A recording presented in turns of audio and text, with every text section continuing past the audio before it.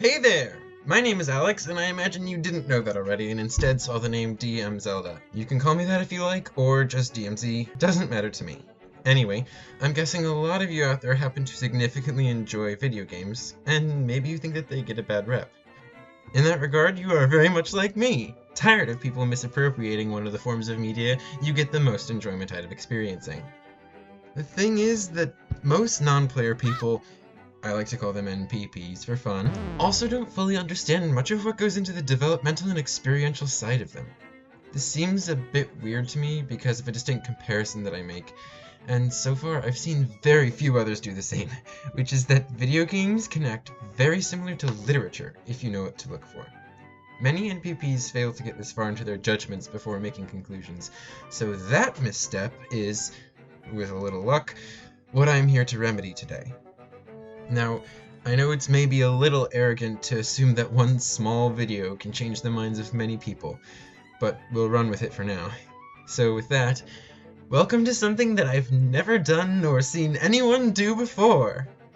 Now I know I might seem crazy for a bit, but hear me out first. I've written an essay on this topic, I know, total nerd, and in it I set up my point quite well. So I'll share just a little in order to show my thought process. In general, people consider literature to be a high form of art that can reveal many facets of the human existence. Whether these revelations are through subtext, figurative language, or are straight up written out, their presence tends to define what most people consider worthwhile literature. In recent decades, such appreciation of the messages told through art has been carried over to film, even creating a new branch of literature dedicated to analyzing what goes into producing quality films and how they convey meaning. Now from this pseudo-starting point, we can proceed more easily into examining why I believe yet another branch of literature should form to include video games. Before we get into it though, I do recognize that my viewpoints should be taken with probably a grain of salt, since there is obviously no official method for defining literature. Take what I've expressed more as a guideline, rather than a strict standard for identifying literary works.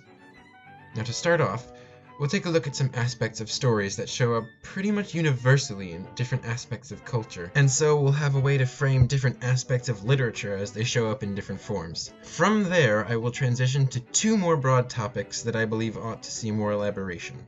The first is in regards to the minds of those individuals who believe games to be nothing more than entertainment designed to take up time, while the second makes their view necessarily unfortunate.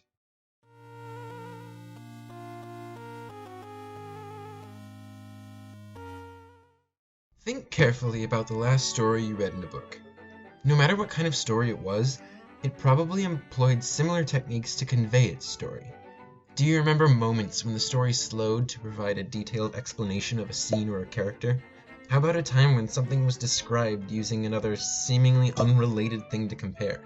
Maybe you even noticed a specific object or person coming up at multiple points in the story, and you had a feeling it was very intentional. These techniques and so many others are some of the most common ways that storytellers weave themes deep into their narrative, without telling the audience outright.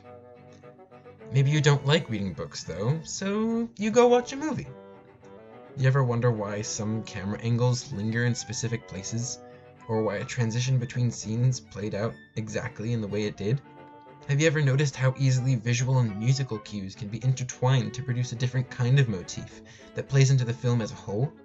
Perhaps the delivery of a line by a specific actor was particularly striking, and you pause to think on the deliberateness of this actor or actress's speech. Now, one final question. Have you ever considered if any of these elements can or do show up in a video game? Fortunately for you, if you haven't, I have! Not only can the vast majority of these storytelling cues be carried over to my favorite medium, new combinations that were previously not possible can be created. Before I get ahead of myself though, I'm gonna slow down and point out my take on these devices. Thinking back to books, probably the most commonly used device is descriptive imagery, or when the author takes time to paint the picture of a scene using only their words. Pretty much everyone does this, as it's human nature to describe things to other people who did not witness said things. This process is much more complex in games though, because instead of words, you need to actually make the pictures using graphics. Already a developer has so many choices of what to put in their game that will share the story they want to tell. graphics can have one of, if not the most critical impact on the game, as they are essentially the adjectives of video games. Take the Legend of Zelda series, all games known for their inventive puzzle-solving, gripping adventure, and medieval-type setting. From that description alone, someone who doesn't play them would guess that they all feel incredibly similar. But if we take just two specific examples, The Legend of Zelda Twilight Princess and The Legend of Zelda The Wind Waker, we see an immediate clash.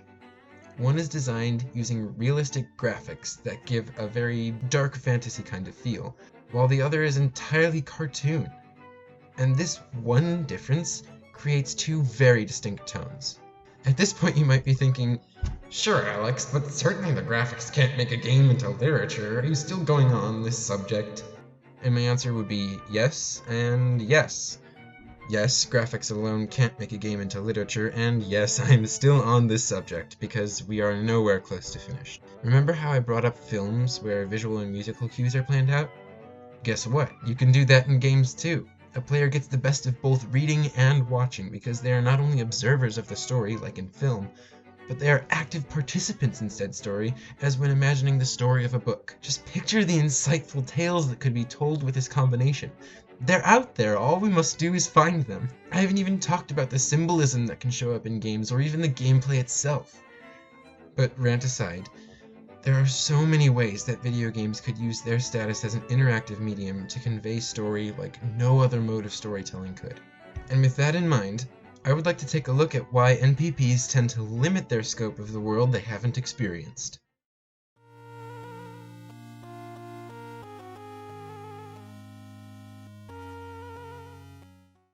Okay, we need to talk about Fortnite. The topics that this single game could cover are myriad, but the short of it is that this is not the kind of game I'm claiming to be literary. "But Alex, I hear you shouting, I love playing Fortnite with my friends, it's so fun and entertaining, and you're a monster for suggesting otherwise." Well, slow down there, I'm not going that far. I will never claim that the game has no value. Of course it does, otherwise it would not be the cultural phenomenon that it is. Millions of people can get enjoyment from the kind of entertainment presented in Fortnite, and that is why it has become necessary for us to discuss. The problem comes when it takes up such a significant portion of the public eye that it dominates the view of its platform, creating a narrow perspective of video games for outsiders who have little contact with the medium other than observing its effect on others. People see both children and adults spending countless hours playing this game that they as onlookers can only assume is wasting the player's time, whilst they are free to go about their more important business. In this way, a rift is created in the NPP's mind that consciously separates the idea of a video game from the idea of importance. Now, I'm not saying that Fortnite is the only such wide-reaching game of its kind, nor am I saying that I hate those kinds of games for creating this apparent divide. Super Smash Bros. Is another game in this sort of vein that I freaking love duking it out with my favorite characters. As I stated before, if these games had no value in being played, then people would cease playing and go do something that they think is worth their precious time. So then, why do people play games like Fortnite or Smash Bros? My answer is perhaps too simple, and that is that apart from just being fun, people value their acceptance in a community as a necessary part of being integrated into society. People like it when other people are doing the same things as them, so they gravitate towards those who are similar in an effort to find acceptance. I would even argue that the intrinsically entertaining aspects of these sort of games are only part of what draws them to the forefront. After initial success, they gain popularity not necessarily by their fans who wish to have a new experience returning to their favorite series, but primarily by people talking to other people and getting each other to share in the same socially bonding experience. These kinds of games derive value not from what you get in playing them, but the ease of social connection you find in sharing the game with others across the world. Perhaps I am vastly wrong about all of this, but in case you couldn't tell, I like to think that there is more to these things we call games than just addictive gameplay.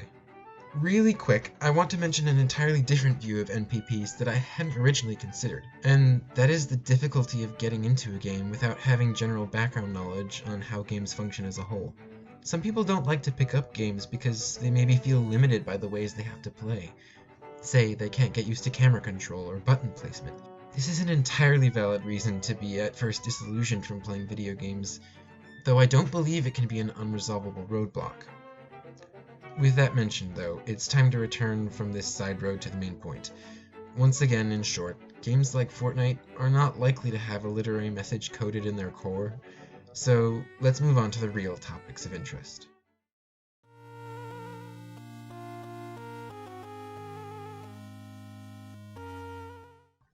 Just as there have been untold numbers of novels written and published throughout the history of the novel's existence, countless games have been developed and released in the time it has taken for technology to spring them into being. I'm pretty sure we can all agree that there are plenty of novels that can be considered classics and should be read at least once by everyone in their lifetime, at the same time that there are novels that should probably be buried in the lowest caves on the planet, never to be glimpsed by any living soul. Okay, perhaps the worst books out there aren't quite that bad, but in the same vein, I would venture that just as with books, there are highly excellent games worth experiencing, and severely low-quality ones worth avoiding. So, what differentiates these games? A loaded question if there ever was one, as one could argue criteria on which to judge video games for days. But as one could guess, I personally believe that what sets certain games apart is how they relay some sort of message to the player, and how those methods carry inherent value that can be analyzed like a work of literature. Due to the sheer nature of symbols and figures of language to convey meaning, video games can contain non-plot related attributes that still serve to develop a theme or message, and skilled enough developers can work this theming into their gameplay as books do with their stories, poems with their phrasing, and films with their various production methods. Examples of these developmental themes can be seen all across the gaming world, from action-adventure games like the Legend of Zelda series, to role-playing games like Chrono Trigger and Earthbound, to side-scrolling platformers like Castlevania and Shovel Knight. So many different kinds of games can be used to tell stories. It is actually incredible that so few people have not considered the messages that games can express. But if you wanted to branch out even more, you could go so far as to include tabletop RPGs. But I digress. To call back to the first part of this discussion, do people ever consider what goes on in the mind of a young hero as he attempts to traverse the treacherous, uninviting seas to stop an evil wizard? How about the implications of overthrowing your own father, the king, and toppling your homeland, both unbeknownst to you, while clashing with gods? And what of the journey of a fallen angel and his one-man fight against the forces of the underworld? Do these stories not sound like classic tales woven by hand and epic stories? All three are the plots of classic games: Legend of Zelda: The Wind Waker, Fire Emblem Gaiden, and Kid Icarus Uprising. The ability of games to put the action in the player's hands allows stories to be told in ways that books and poems and films could never achieve. The symbolic journey is taken not only in the corridors of the mind, but is physically walked by the player. Such an experience should not be as shunned as it is in the contemporary world, and should instead be held up as a way to learn lessons about not only what the world around us is, but what it could be.